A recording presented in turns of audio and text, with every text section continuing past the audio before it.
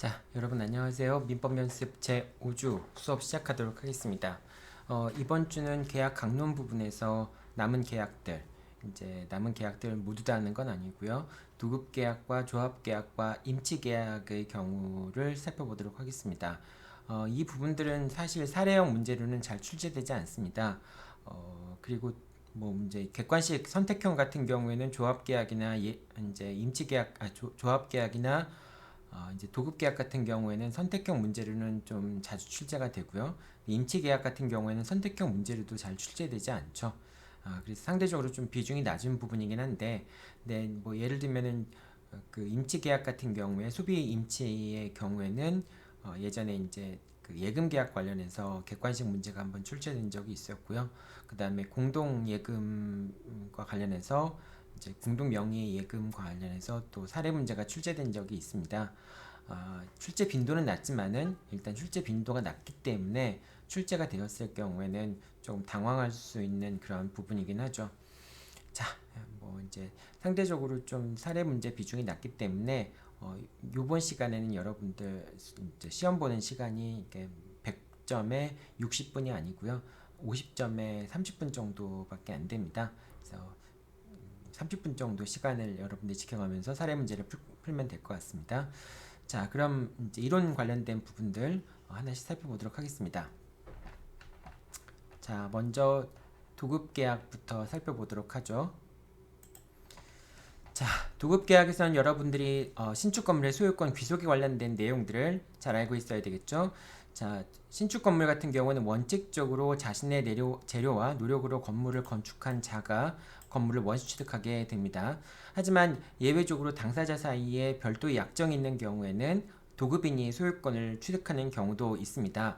예를 들면은 도급인의 명의로 건축 허가를 받고 소유권 보전 등기도 도급인의 명의로 하기로 당사자 간에 수급인과 도급인 사이에 약정이 있는 경우에는 그런 경우에는 도급인에게 소유권이 원취득되기도 합니다. 따라서 여러분들이 이것도 이제 관련된 쟁점으로 하나 또 기억해 둬야 되는 게 이제 갑이 도급인이고요. 을이 수급인입니다. 을이 수급인인데 자, 일단 갑의 명의로 소유권 보존 등기가 돼 있어요. 소유권 보존 등기가 돼 있습니다. 이 소유권 보존 등기가 돼 있다면 등기의 추정력 때문에 갑이 소유자인 것으로 추정이 되죠. 자, 그런데 갑이 도급인이고 을이 수급인이었기 때문에 을이 자신의 노력과 비용을 들여서 건물을 건축했다라고 하는 점이 입증이 된다면은 이 소유권 보존 등기의 추정력은 깨어지게 됩니다. 따라서 갑은 자신이 이 건물을 이제 X 건물이라고 얘기를 할게요. 갑이 자신이 X 건물을 원시 취득하게 되었음을 스스로 입증해야 되는 상황에 놓이게 됩니다. 이게 이제 보통 그 이제 등기의 추정력 관련해서 나오는 얘기들인데요. 원칙적으로 보존 등기에도 추정력이 있죠. 그렇기 때문에 보존 등기 명의인은 소유자인 걸로 추정이 되지만은 원시 취득의 경우에 건물을 신축한 경우에는 수급인이 자신의 노력과 비용을 들여서 재료를 들여서 건물을 지었다라고 하는 점이 입증된 경우에는 수급인이 원시 취득하기 때문에 도급인의 원시 취득에 대한 추정력 자체가 이제 소유권의 원시 취득했다라고 하는 추정력이 깨어지게 되고 도급인은 스스로 자신이 신축된 건물을 원시 취득하였음을 입증을 하여야 합니다. 그렇기 때문에 갑은 을과의 도급 계약에서 자신의 명의로 건축 허가를 받기로 했다거나 또는 자신의 이름으로 소유권 보존 등기를 하기로 했다는 약정이 있었다. 즉 갑과 을 사이에서는 갑이 X 건물을 원시 취득한다라고 하는 합의가 있었다라고 하는 점을 입증을 해야지만 비로소 갑은 자신이 원시 취득했다라고 하는 점을 입증한 것이 되는 것이 되겠죠. 입증한 것이 되겠죠. 그리고 그 내용들도 여러분들 같이 기억해 둬야 됩니다. 자, 대지에 대한 매매 대금의 담보 목적으로 대지 매도인의 명의로 건축 허가를 받고 소유권 보존 등기를 하기로 한 경우, 이제 이런 경우는 어떤 경우냐면은 이제 갑과 을이 이제 갑이 소유하고 있는 X 토지가 있어요. 이 X토지를 을이 이 토지 위에 건물을 지어서 분양을 하기 위한 목적으로 이 X토지를 매수를 한 겁니다. 갑으로부터. X토지를 매수를 했는데 이제 그럼 나중에 이제 갑이 이 위에다가 건물을 올려서 건물을 올린 다음에 이 건물을 신축해서 건물을 매도를 하겠죠. 자, 그런데 이제 일단 을도 토지를 구입해서 건물을 짓지만은 토지 대금을 이제 매매 대금을 지급하기 위해서는 나중에 분양을 해야지만 돈이 생기는 경우들이 있을 거 아니에요. 그래서 일단은 이제 건물이 다 분양이 되면은 그 돈으로 매매 대금을 지급한다. 토지에 대한 매매 대금을 지급한다. 이렇게 약정을 하는 경우들이 있어요. 그런데 갑의 입장에서도 뭐 분양이 돼서 매매대금이 자기한테 토지에 대한 매매대금이 들어온다라고 하는 것에 대한 담보가 필요한 경우 있잖아요. 그래서 갑과 을 사이에는 신축 건물에 대한 소유권을 갑한테 귀속시키기로 하는 약속. 이거는 뭐 갑이 자신의 도급인도 아니고 자신의 재료와 노력을 들여서 건물을 진 사람도 아니지만은 갑과 을 사이에 을이 이제 그 도급인이거나 아니면은 도급계약상에 원래 원주택해야 될 사람이거나 또는 수급인이거나 직접 공사를 한 사람이거나 수급인이 아니라 직접 건물을 진 사람이거나 어쨌든 원칙적으로 을이 원시 취득을 할 상황이었는데 갑과 을 사이에 토지에 대한 매매 대금을 담보하게 한 목적으로 갑의 명의로 소유권 보존 등기를 하기로 하는 약정을 하는 경우가 있어요. 자, 그런 경우에 갑 명의의 등기는 이 등기는 뭐냐? 이건 이제 양도담보라고 보는 거예요. 양도담보 등기라고 보는 겁니다. 양도담보를 위한 등기라고 보는 겁니다. 즉, 갑은 소유권을 취득하지만은 그 소유권은 담보 목적의 소유권을 취득하는 것이 되겠죠. 그래서 양도담보가 설정된 것으로 보게 됩니다. 자, 이 경우에 을이 토지에 대한 매매대금을 지급하지 않으면은 갑은 그 건물에 대한 양도담보권을 실행하기 위해서 이 건물에 이제 들어있는 임차인이라든지 만약에 을이 점유하고 있다면 을한테 점유물을 반환을 청구할 수 있을 테고요. 또는 이제 건물 소유자가 있다면은 건물 점유자 임차인 같은 사람이 있다면은 임차인한테도 건물의 반환을 청구할 수 있게 됩니다. 그 이제 자신의 담보권을 실행하기 목적에서 소유권에 기초해서 담보권을 실행하기 목적에서 목적물의 반환을 청구하는 것이죠. 자, 그래서 인도를 청구할 수 있다라고 하는 거. 요것도 여러분들 가끔 시험 문제 나오니까 요것도 잘 기억하고 있고요. 자, 그 다음에 이제 도급계약에서는 담보 책임에 관련된 내용들이 자주 나오죠. 이건 이제 특히 객관식 문제로서 많이 출제가 되죠. 먼저 도급계약에서는 하자 보수를 할 수 있고요. 손해배상을 청구할 수 있습니다. 계약해제는 원칙적으로 건물이나 토지의 공작물 같은 경우에는 하자가 있더라도 해제가 허용되지 않죠. 그 밖에 이제 토지의 공작물이나 건물 같은 경우 에 대한 도급 계약을 제외한 나머지 경우에는 하자로 인해서 계약의 목적을 달성할 수 없는 경우에는 도급 계약을 해제할 수가 있게 되겠죠. 자, 근데 보통 이제 우리가 도급 계약이 문제가 되는 경우가 건물에 대한 도급 계약, 건물 신축 건물 신축을 위한 공사 도급 계약 같은 경우가 많이 있으니까 그 경우에는 계약 해제가 안 된다라고 생각하면 되고요. 하자가 있는 경우에는 그 밖에 이제 계약 해제가 안 되는 경우, 건물 같은 경우에는 하자 보수나 손해배상을 청구할 수 있습니다.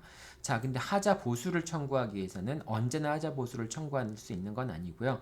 하자가 중요하지 않고 과다한 비용이 소요되는 경우, 이 경우에는 하자의 보수를 청구할 수 없습니다. 하자가 중요하지 않고 하자의 보수에 과다한 비용이 소요되는 경우, 이 경우에는 하자 보수를 청구할 수 없습니다. 하자 보수가 불능이라고 볼 수 있겠죠.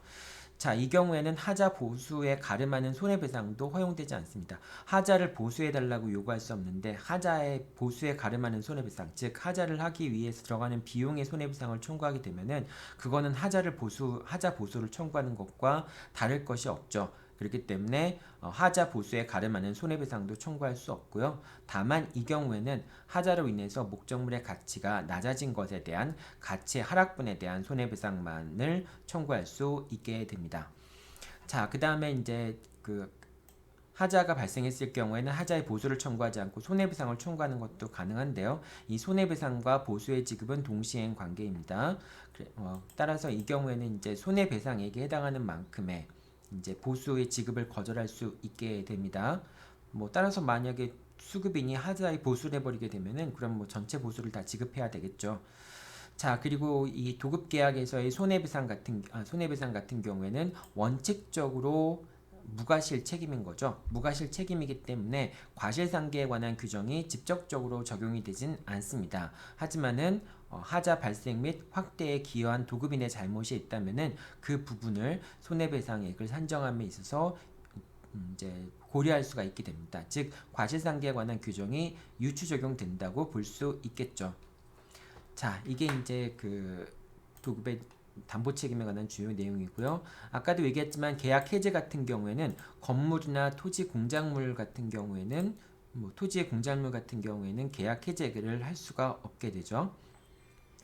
그 다음에 이제 그 계약을 해제하였더라도 공사가 상당 부분 진척되고 원상회복이 사회 경제적인 손실을 초래하는 경우에는 초래하고 그 다음에 완성된 부분이 도급인에게 이익이 되는 경우 요 세 가지 이런 요건들이 충족이 되면은 비록 그 계약을 해제하더라도 미완성 부분에 대해서만 실효되고 기존고의 비율에 따른 대금을 지급해야 된다라고 하는 겁니다. 요거는 이제 하자로 인한 담보 책임 부분은 아니고요. 하자로 인한 담보 책임은 아니고요. 이제 보통 일반적인 계약 해제의 경우를 얘기하는 건데 도급 계약도 이행 지체를 이유로 해서 계약이 해제되는 경우가 있을 수 있죠.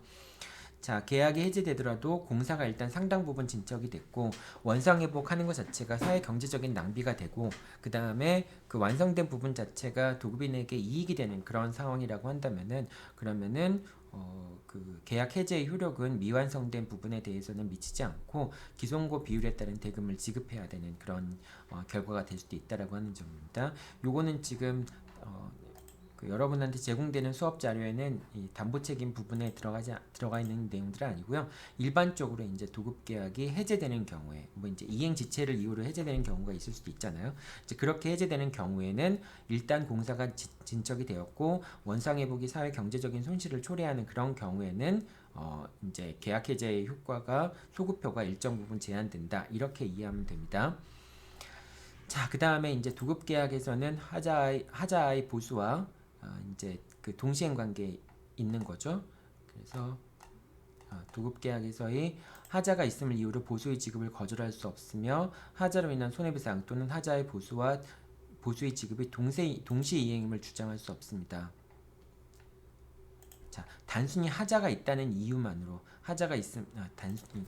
단순히 하자가 있다는 이유만으로는 보수의 지급을 거절할 수 없습니다. 그리고 하자로 인한 손해배상 또는 하자의 보수와 보수의 지급이 동시행임을 주장할 수 없다. 왜냐하면은 여러분들 요게 이제 동시행 관계가 아니다라고 얘기하는 게 아니라 원칙적으로 하자의 보수와 손해배상은 이제 그 당사자의 주장해야 되는 입증 사실들, 요건 사실과 항변이 다릅니다. 이제 예를 들면 하자 보수 같은 경우에는 하자 보수를 청구하더라도 하자가 중요하지 않고 과다한 비용을 소요하는 경우에는 하자 보수 청구권 자체가 배제가 되잖아요. 그리고 손해배상 같은 경우에는 또 손해배상금을 입증을 해야 되고 어느 금액 손해가 발생했다라고 하는 점을 주장을 해야 되고요. 그렇기 때문에 하자 보수와 하자 손해배상과 이제 보수의 지급이 어떤 것이 동시행 관계인지를 당사자가 명확히 밝혀야 돼요. 근데 그러지 않고 단순히 하자가 있다는 것을 이유로 해서 하자 보수의 지급을 거절하는 거 그건 안 된다라고 하는 얘기입니다. 단순히 하자가 있다고 해서 동시행 관계이기 때문에 동시행 관계라는 이유로 보수의 지급을 거절하진 않고요. 하자의 보수를 해주기 전까지는 뭐 보수를 지급할 수 없다. 하자로 인한 손해배상을 지급하기 전까지는 뭐 보수를 지급할 수 없다. 이렇게 이제 그 어느 것과 이제 그 손해배상이 어느 것과 보수의 지급이 동시행 관계인가라고 하는 점을 명확히 밝혀서 그래서 동시행 관계를 주장할 수 있다라고 하는 겁니다.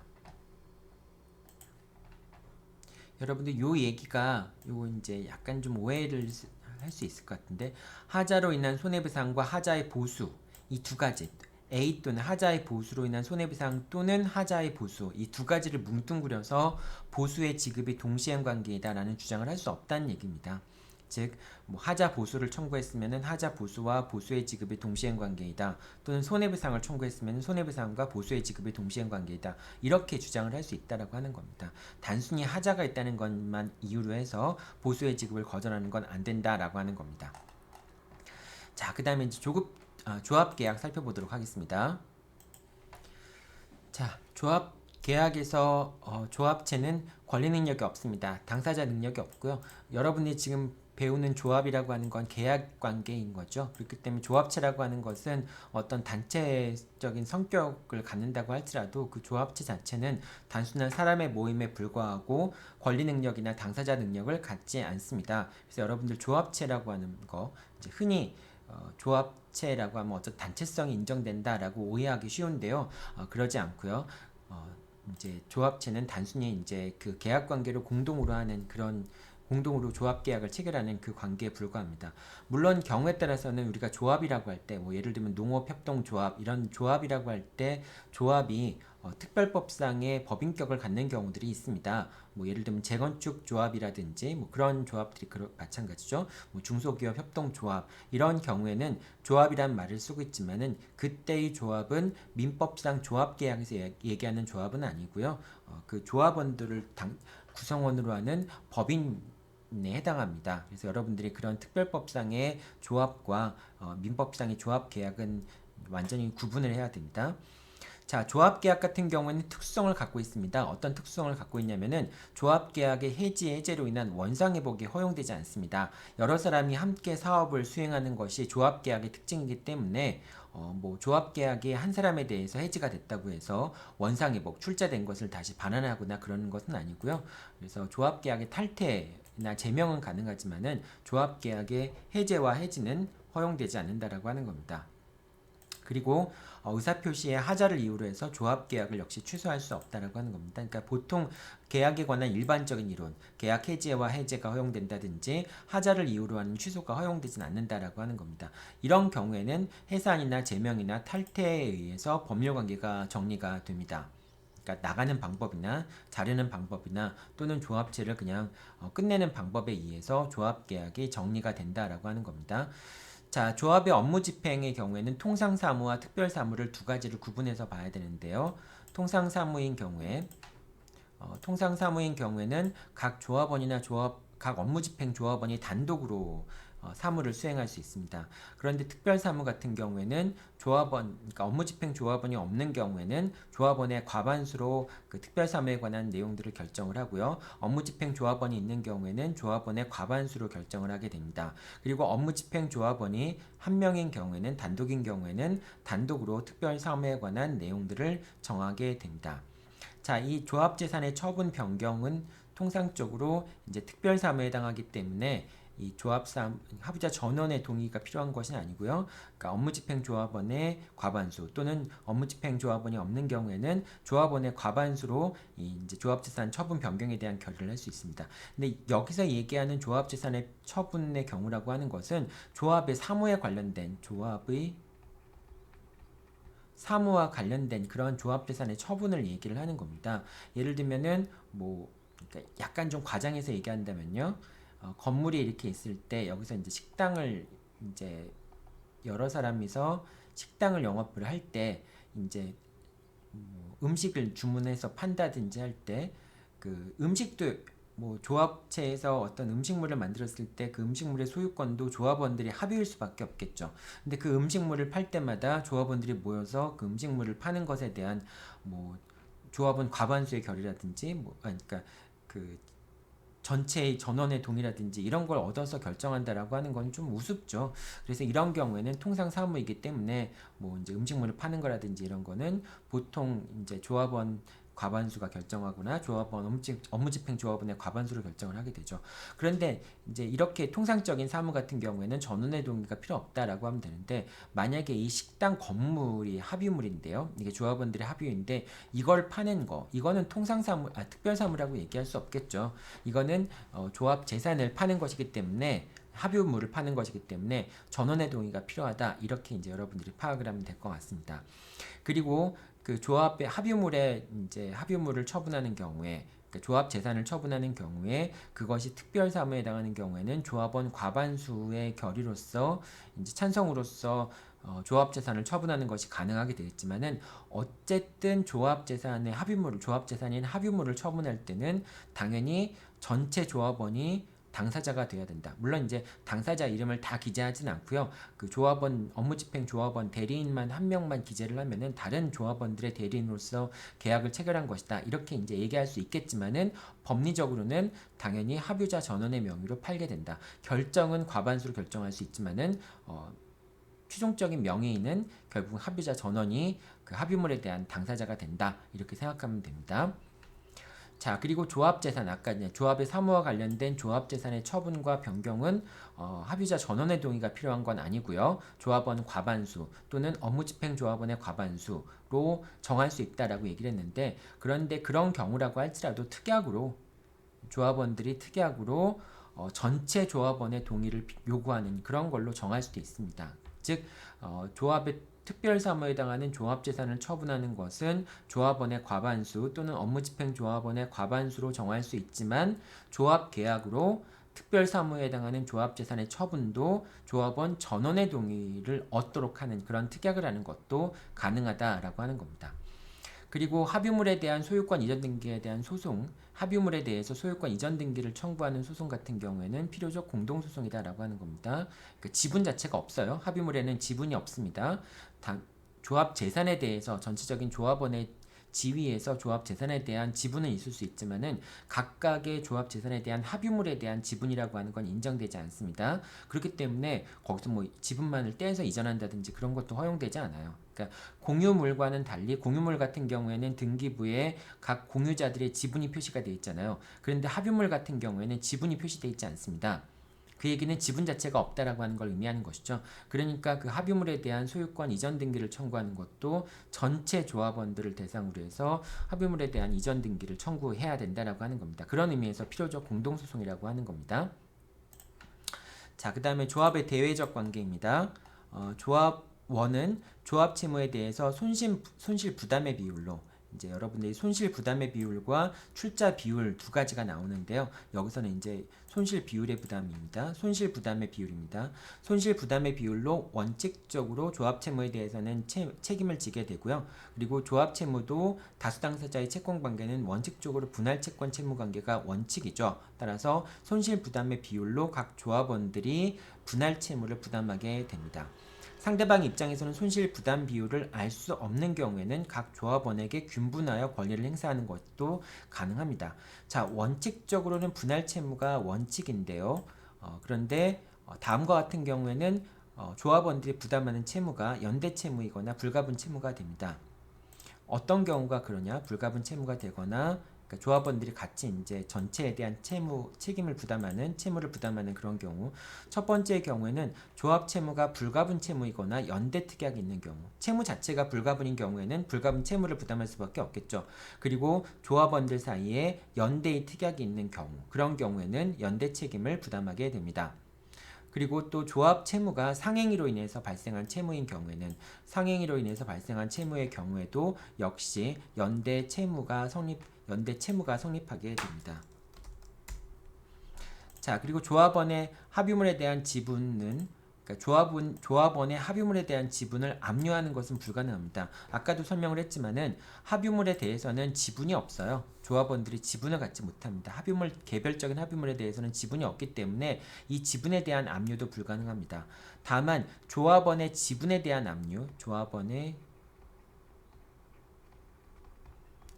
합유물 자체에 대한 지분은 없지만은 조합원의 지분을 압류하는 것은 이 조합원이 장래에 이익 배당을 받을 그런 권리 또는 지분을 반환받을 권리에 대해서 이제 권리라고 하는 것에 대해서 압류하는 건 가능하다라고 하는 겁니다. 조합원 지분을 압류한다는 것은 장래에 이익 배당을 받을 내용들 또는 지분을 반환받을 지분에 대한 이제 가액 배상이나 그런 걸 해줄 때 그런 것을 받을 권리에 대한 압류라고 하는 것은 가능하다라고 얘기하는 겁니다.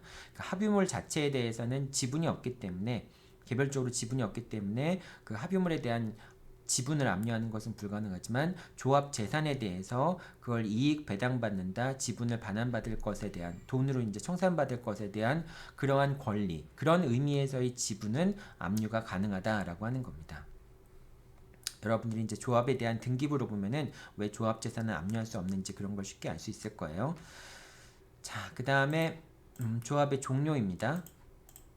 조합의 종료 부분에서 여러분들 자주 나오는 게 2인 조합의 경우에서 2인 조합에서 한 사람이 탈퇴하게 되는 경우에 그런 경우에도 조합이 종료하게 되는 건 당연하죠. 조합 관계는 종료하게 되겠죠. 그런데 이제 2인 조합이 한 사람이 나가서 조합 관계가 종료하는 것을 어떻게 처리를 할 것이냐, 탈퇴로 처리할 것이냐, 해산으로 처리할 것이냐라가 문제가 되는데요. 2인 조합에서도 조합 관계가 한 사람이 나가서 조합 관계가 종료하는 경우에 해산에 따라서 이제 이게 절차가 끝나는 것이 아니라 탈퇴에 의해서 절차가 종료하게 됩니다. 자, 만약에 해산에 의해서 이 조합이 종료가 된다고 한다면은 그럼 조합 재산을 조합 사업을 이제 중단을 하고 청산 절차에 들어가야 되겠죠. 더 이상 사업을 계속할 수 없게 되는 것이 되겠죠. 그런데 조합원 한 사람이 탈퇴하더라도 그 사업체를 그러니까 사업 자체를 유지시킬 필요도 있을 거 아닙니까? 청산을 하지 않고 뭐 수익이 좋게 잘 발생하는 그런 사업이라고 한다면은 청산하는 것보다는 한 사람이라도 남아서 계속 유지할 수 있도록 하는 게 사회 경제적으로도 더 도움이 되겠죠. 자, 그런 의미에서 2인 조합에서 1인이 탈퇴하더라도 조합 관계는 종료하지 않고 종료는 하는데 해산되지 않고 탈퇴의 법리에 의해서 처리된다라고 하는 겁니다. 자, 그리고 이제 이렇게 되면은 청산 절차 없이 조합 재산은 남은 조합원의 단독 소유가 되고요. 물론 이제 등기가 이루어져야지만 되겠죠. 그러니까 합유 관계가 종료가 되려면은 당연히 단독 소유가 되는 게 원칙인데 당연히 등기는 필요하게 되겠죠. 단독 소유로 된다라고 하는 등기는 필요합니다. 그리고 탈퇴의 경우에는 출자 가액이 아니라 손익 분배 비율에 따라서 이걸 지분 비율이라고 얘기할 수 있겠죠. 지분 비율에 의해서 그 지분 비율을 출자 가액이 아니라 손익 분담 비율에 의해서 정해지게 됩니다. 물론 당사자가 손익 분담 비율을 별도로 정하지 않았으면 출자 가액에 비례해서 손익 분담 비율이 정해지는 게 원칙인데 당사자가 실제로 출자한 가액과 그 지분이 일치하지 않을 수도 있거든요. 그래서 원칙적으로 탈퇴 같은 경우에는 출자 가액이 아니라 손익 분담 비율에 따라서 지분을 정산을 해주게 됩니다. 그래서 2인 조합에서 1인이 탈퇴했을 경우에는 남은 1인이 조합 재산을 단독 소유하면서 계속적으로 사업을 수행할 수 있는 것이고요. 그 경우에 출자 가액이 아니라 손익 분담 비율에 따라서 뭐 두 가지가 같을 경우에는 상관이 없겠지만은 손익 분담 비율에 의해서 지분을 정산을 해주게 됩니다. 자, 그리고 제명이 있을 수도 있고 해산이 있을 수도 있는데 해산 같은 경우에는 출자 가액에 비례해서 자녀 재산을 분배하게 됩니다. 이제 해산 같은 경우에는 뭐 더 이상 뭐 손익 분배 비율, 지분 비율에 따라서 이제 자녀 재산을 분배하는 것이 아니라 출자 가액, 얼마만큼을 출자했느냐에 따라서 자녀 재산을 분배하게 됩니다. 이게 이제 조합 계약에 관련된 내용인데요. 특히 이제 2인 조합에서 이제 탈퇴의 법리가 적용된다라고 하는 점 많이 나오는 얘기죠. 그다음에 이 조합 채무의 경우에 연대 채무를 부담하거나 불가분 채무를 부담하는 경우에 대한 이야기, 뭐 이런 내용들도 잘 기억하고 있으면 되겠죠. 자, 여기까지가 조합 계약의 내용이고요. 그 다음에 이제 임치 계약 살펴보도록 하겠습니다. 자, 임치 계약 같은 경우에는 예전에 예금 계약에 관련된 객관식 문제가 한번 출제된 적이 있었고요. 또 사례형 문제가 출제된 적이 있었습니다. 자, 뭐 중요한 내용들 한번 보도록 하죠. 임치 계약 같은 경우에는 기간이 약정이 없는 경우에는 수취인은 부득이한 사유가 있는 경우에 해지가 가능하고 임치인은 언제든지 계약을 해지할 수 있다라고 하는 것이고요. 기간이 약정이 없는 경우에는 당사자가 언제든지 이제 임치 계약을 해지할 수 있게 되고요. 임치인이 손해배상 의무를 부담하는 경우 이제 임치물의 성질 또는 하자로 인해서 수취인에게 손해가 발생한 경우에는 수취인은 손해배상을 청구할 수 있다라고 하는 것이고요. 다만 그 수취인이 그 하자 또는 성질을 안 경우에는 손해배상을 청구하는 것이 불가능하다라고 하는 겁니다. 예금 계약에 관련된 내용인데요. 이제 예금 계약에 관련돼서는 예금 계약 성립 또는 이제 이 부당이득 관련돼서 나오는 얘기인데요. 차고 송금에 관련된 내용들, 그 다음에 공동 예금 명의에 관련된 내용들을 여러분들이 주로 이제 살펴보고 마지막으로는 이제 예금 명의자와 출연자의 관계, 이제 금융실명법 때문에 이제 자기의 이름으로 이제 예금을 예금 계약을 체결해야 되는데 다른 사람의 명의로 예금 계약을 체결한 경우에 그 예금 채권의 귀속 관련된 문제, 이런 문제들이 주로 문제가 됩니다. 첫 번째 문제인데요. 예금 계약이 언제 성립하느냐에 관련된 문제인데, 예금자가 금융기관에 돈을 제공하고 금융기관이 그 의사에 따라서 돈을 받아서 확인을 하게 되면 예금 계약이 성립하게 됩니다. 그래서 그 확인을 받아서 예금 계약이 성립된 다음에 그 금융기관의 직원이 그 돈을 갖고 횡령을 하더라도, 그렇더라도 예금 계약의 성립에 문제는 없습니다. 이제 은행 쪽 입장에서는 직원이 횡령을 했으니까 예금 계약이 성립하지 않는다라는 그런 주장을 펼 수 있겠지만은 그렇진 않죠. 자, 이 경우에 이제 대리권 남용의 법리가 적용이 될 수도 있겠죠. 이제 금융기관의 직원은 은행의 대리인일 테니까 이 사람이 자기의 이익을 위해서 이제 예금 계약을 체결한다라고 하는 것을 만약에 예금자가 알았거나 알 수 있었다라고 한다면은, 그러면 대리권 남용이 인정될 가능성도 있겠죠. 자, 어쨌든 예금 계약이 성립하는 부분에 있어서는 은행이 돈을 받아서 확인했다라고 한다면은 예금 계약이 성립하는 건 문제가 안 된다라고 하는 점을 기억해 두면 됩니다. 그다음 두 번째, 차고 송금하는 경우가 있죠. 자, 차고 송금하는 경우에 이제 은행이 있고요. 은행과 갑이라는 사람이 예금 채권을 갖고 있는데, 이제 그 을이라는 사람도 같은 A 은행의 계좌를 갖고 있는, 각자 계좌를 갖고 있는 사람인데, 이제 갑이라는 사람이 자신이 이제 은행에 갖고 있던 뭐 B 채권이라고 얘기해 봅시다. B채권에 해당하는 금액, 예금 채권 중에 해당하는 금액을 이제 을한테 송금을 하게 됩니다. 송금을 하게 되면은 B채권이 을한테 이전되는 거나 마찬가지죠. 자금 이체에 의해서 을한테 자금이 이체되면은 실제 돈이 건너가는 것이 아니라요. 뭐 우리가 은행 계좌로 보면은 돈이 송금된 것처럼 표현이 되지만은 사실상 B채권이 을한테 넘어가게 된 것이죠. 돈이 송금되는 순간에 채권 양도는 아니지만은 돈이 송금되는 순간에 을과 은행 사이에는 이 송금된 금액만큼의 예금 채권이 성립을 하게 됩니다. 그래서 그 원인되는 법률 관계가 존재하지 않더라도 갑이 을한테 송금만 하게 되면은 그 계좌 명의에 있는 예금 채권, 이 B채권에, 그러니까 이 사람이 은행에 대해서 갖고 있는 B채권의 금액만큼 을도 이제 B채권에 해당하는 금액만큼의 예금 채권을 취득하게 됩니다. 자, 그리고 송금 의뢰인 같은 경우에는, 이제 갑 같은 경우에는 그렇게 되면은 을에게 송금한 금액 상당의, 이체 금액 상당의 부당이득 반환을 청구할 수 있습니다. 보통은 이제 그 부당이득 한 것이 채권이라고 한다면은 원물 반환이 원칙이기 때문에 부당이득한 채권을 반환하는 게 원칙일 텐데, 이 경우에 차고 송금의 경우에는 판례가 이체 금액 상당의 부당이득을 반환 청구할 수 있다, 이렇게 얘기를 합니다. 이제 채권을 양도하는 절차가 또 이제 그 은행 채권을 양도하는 절차가 쉽지가 않으니까 뭐 은행에 이제 그 양도를 금지한다든지 뭐 이런 특약들이 있을 수 있으니까, 어쨌든 이 경우에는 이체 금액 상당의 금액을 부당이득으로 반환 청구할 수 있다라고 하는 겁니다. 그 다음에 공동예금 명의가 있는데요. 공동으로 예금 채권을 행사하기로 하는 경우에는 뭐 이제 조합 같은 경우에 조합원들이 공동으로 예금 채권을 행사하기로 한 경우에는, 그런 경우에는 예금 채권이 준 합유 관계에 해당하는 겁니다. 공동으로 예금 채권을 행사하기로 정하는 것은 한 사람의 그 예금 채권을 행사해서 그 돈을 갖고 도망가는 거라든지 뭐 그런 거를 막기 위해서 공동으로 예금 채권을 행사하도록 정하는 것이 이제 뭐 일반적인데요. 그런 경우는 준 합유 관계가 성립이 되겠죠.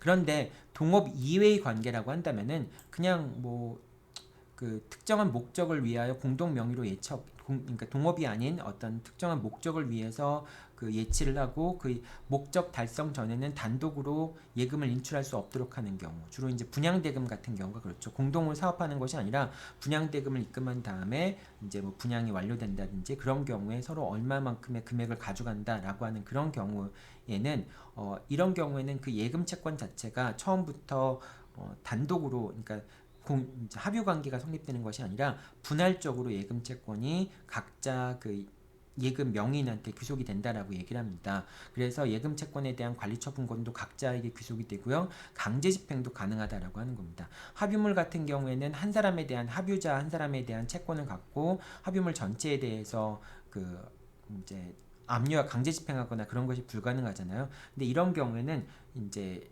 이 동업 이외의 목적으로 공동 명의로 예금을 한 경우에는, 그런 경우에는 그 각자에 대한 분할 채권 관계 같은 것들이 이제 예금 채권들이 분할적으로 기속되기 때문에 그 예금 채권에 대해서도 관리 처분권은 각자 갖고 있고요. 그리고 그 각자가 그 예금 채권에 대해서 각자 예금 채권에 대해서도 그 채권자가 강제 집행하는 것도 가능하다라고 합니다. 물론 관리 처분권을 갖고 있다고 하지만은 이걸 막 그 예금 채권을 뭐 이제 한 사람이 자기 금액만큼을 양도하거나 그러긴 쉽지 않겠죠. 어쨌든 그 기본적으로는 예금 채권이 분할적으로 귀속되기 때문에 강제 집행 같은 것이 가능하다라고 하는 겁니다. 이런 그 공동 명의 예금에 관련된 문제가 한번 나왔어요. 근데 사실 이거는 많이 이제 그 논의되는 형태의 그런 문제는 아닌데 어쨌든 예금 채권 관련해서 이게 사례 문제로 한번 출제된 적이 있습니다. 자, 그다음 마지막 부분인데요. 예금 명의자와 출연자에 관련된 내용입니다. 예금 명의자가 원칙적으로 이제 그 예금 채권을 취득하게 됩니다. 예금 통장에 이제 그 계좌 명의 누구냐 이제 계좌 이름으로 돼 있는 예금 명의자가 예금 채권을 취득하는데 그러니까 출연자가 있죠. 돈을 낸 사람은 A라는 사람인데 B라는 사람으로 명의로 예금 채권이 이제 예금 계좌가 개설이 됐고 돈이 입금이 됐다라고 한다면은 당연히 예금 명의자인 B가 예금 채권을 취득하게 되는데요. 그런데 예외적으로 출연자가 돈을 낸 사람이 예금 채권을 취득하는 경우도 있어요. 전혀 인정되지 않는 건 아닙니다. 다만 대법원은 이제 금융 실명으로 금융 이제 예금 계좌를 가입해야 된다라고 하는 그런 것 때문에 엄격한 요건하에서 출연자를 예금 채권자로 인정을 하는데요. 사실상 거의 인정하지 않는 거나 마찬가지입니다. 어떤 경우가 그런지 한번 보도록 하죠. 금융기관과 출연자 사이에 예금 명의자의 예금 반환 청구권을 배제하고 예금 채권을 배제하고 출연자에게 예금 반환 청구권을 귀속시키겠다는 명확한 의사의 합치가 있는 극히 예외적인 경우에만 그런 경우에만 출연자에게 예금 채권이 귀속될 수 있고요. 이러한 당사자의 명확한 의사라고 하는 것은 예금 계약서의 증명력을 번복하기에 충분할 정도의 그러니까 예금 계약서에서 명의자가 채권자가 되는 것을 그런 증명력을 번복하기에 충분할 정도의 명확한 증명력을 가진 구체적이고 객관적인 증거에 의해서 매우 엄격하게 인정되어야 된다라고 하는 겁니다. 사실상 이 얘기는 안 된다라고 하는 말을 좀 돌려서 얘기한 거랑 마찬가지라고 볼 수 있겠죠. 자, 그래서 이렇게 원칙적으로 예금 명의자가 예금 채권자가 되고 당사자 사이에 예금 출연자와 금융기관 사이에 이런 엄격한 증명을 하는 경우에만 아주 예외적으로 출연자가 예금 채권자가 될 수도 있다. 이제 이게 판례 입장이다. 여러분들이 그렇게 이해하면 됩니다. 자, 여기까지 이론에 대한 내용들을 쭉 살펴봤습니다. 네, 여러분 수고했습니다.